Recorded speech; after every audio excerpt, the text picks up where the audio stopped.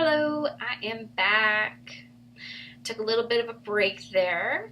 Happy to be back sharing some unschooling tidbits with you guys. Today, I'm going to go into radical unschooling, where you allow your children to choose food choice, choose what they want to eat when they want to eat.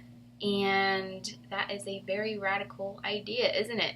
But of course, all of us moms know how hard it can be to feed our children.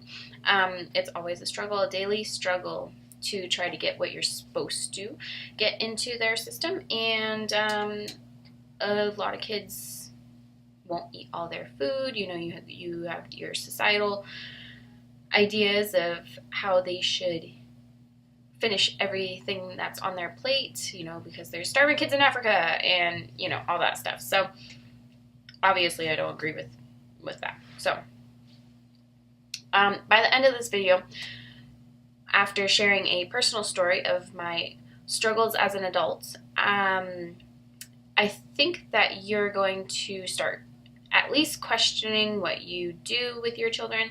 And I want you to do that. I want you to go through that journey where you decide, is this right?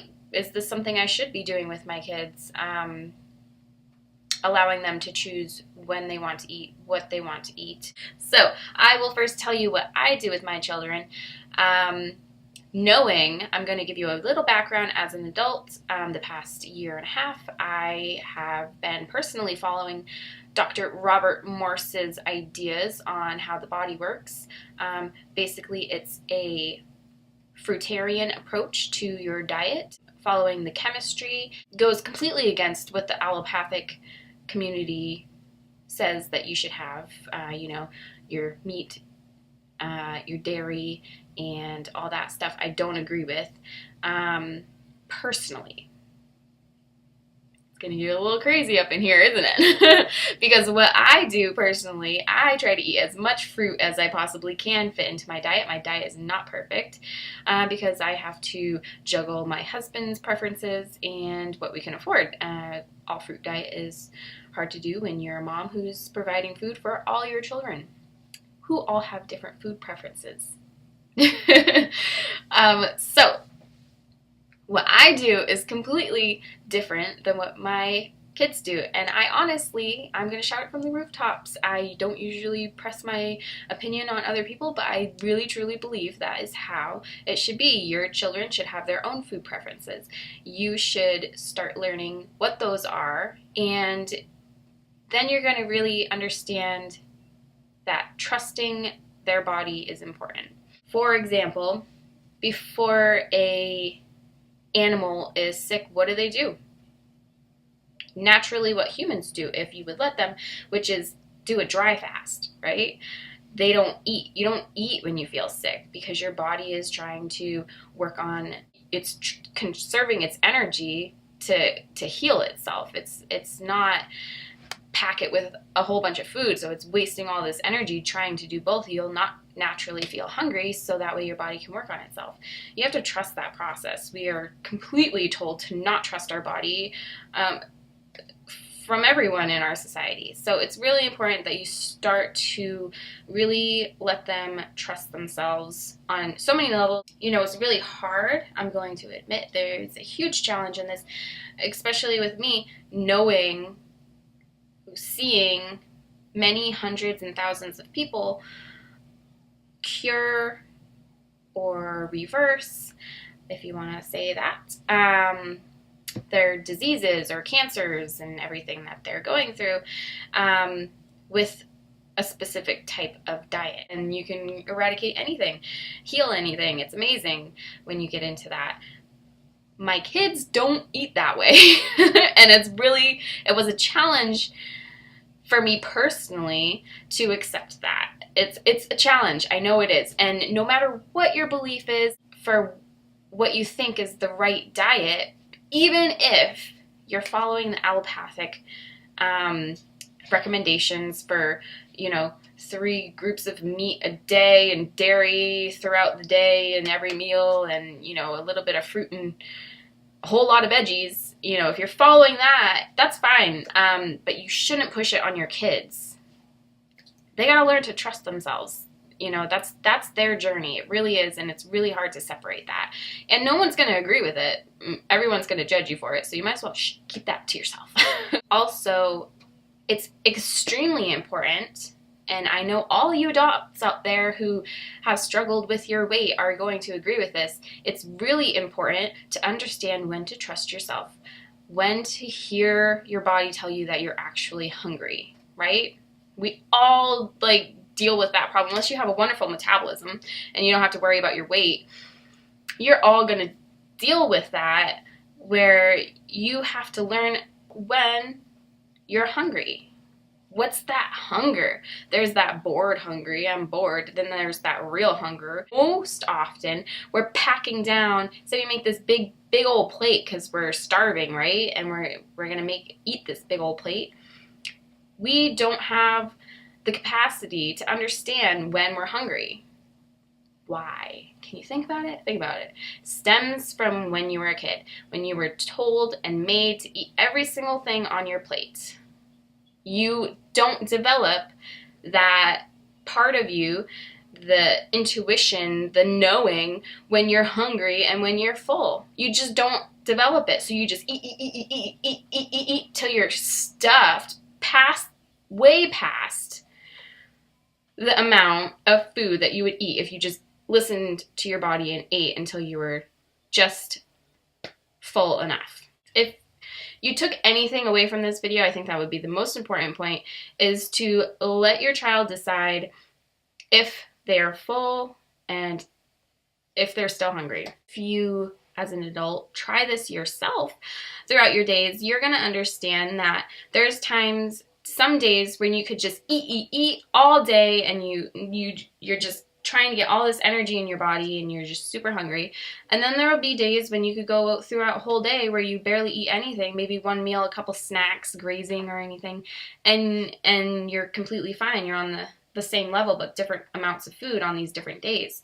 And that's naturally what your body is supposed to do. It's really important for your children to develop that own self-regulation, so that way, as an adult, you're not sitting here gorging on all last night's leftovers and then feeling very full and, sick.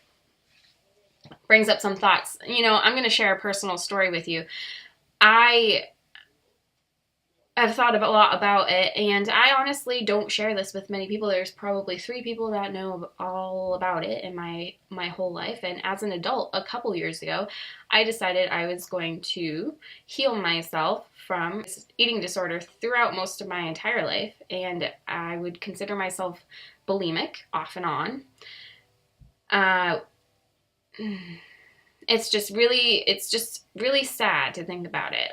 I didn't grow up with self-love. I did not grow up with self-trust to understand when I was full or when I was hungry. And I love my mother. She did the best she could, and it would probably really hurt her to hear that maybe the way I was raised stemmed this problem as an adult or throughout my life, and I'm really sorry.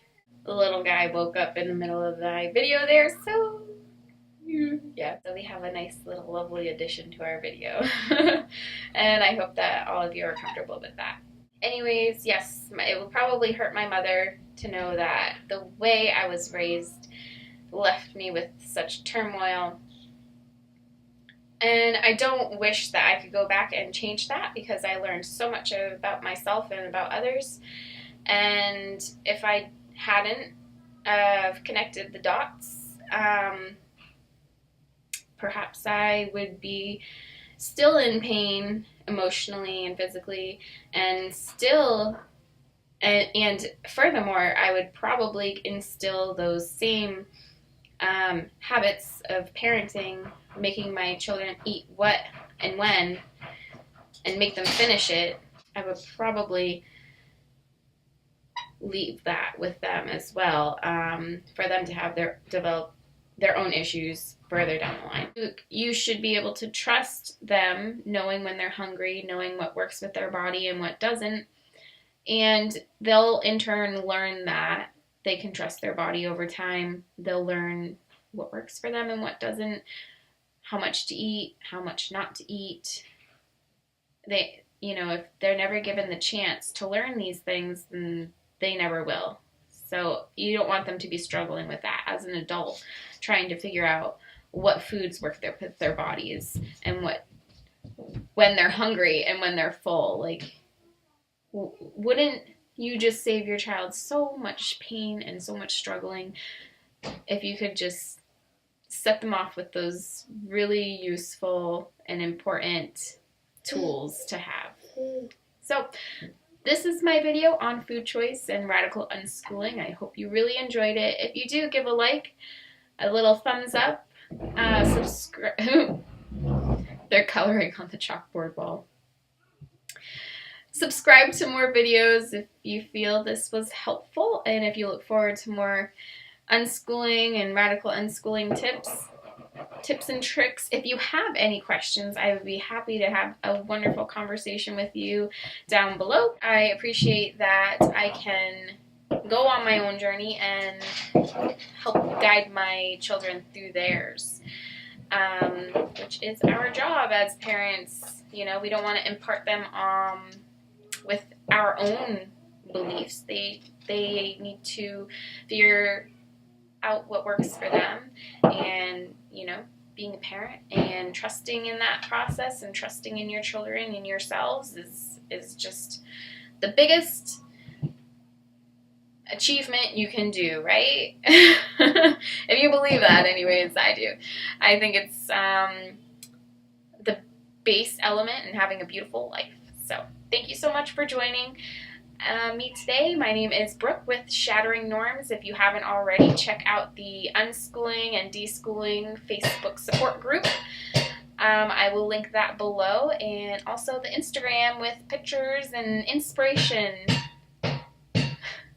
I'm going to go get to my kids who are playing with chalk and maybe building something. I don't know. You can hear that. Have a wonderful day, guys.